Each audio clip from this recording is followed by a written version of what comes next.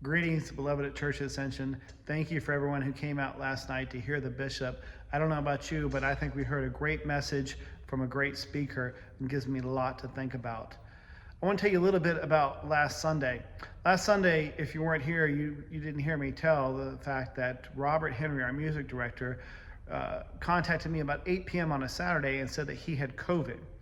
Well, we scrambled to find a replacement, and then we ended up not finding anybody really outside our parish. We found somebody inside our parish, Angie and Rick McKee, who stepped in and did a wonderful job. They had to shift their priorities in order to do that, and we appreciate that. Sometimes we have to do that in life. We have to shift our priorities. And the church and Jesus ask a lot of us.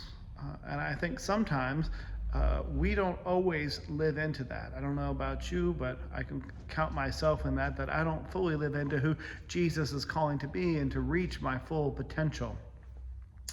And sometimes in life, we're called to kind of sort through those things of what are our priorities and what are not our priorities. This past Wednesday, I talked about in my sermon the idea of Jesus, and it talked about the sorting of the fish. And so the good were kept and the bad were thrown out.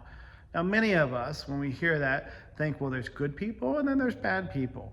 Well, the good people make it and the bad people don't. We've even heard recently about that from John the Baptist, saying similar things, and it's kind of throughout the gospel. But I challenge us to think a little bit differently about that. What if that means that it's not about people, but about us? Hear me out. There's things in our lives that get in the way of God.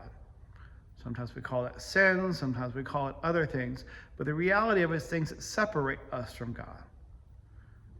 Perhaps that's what we need to get rid of. That's what we need to let go of.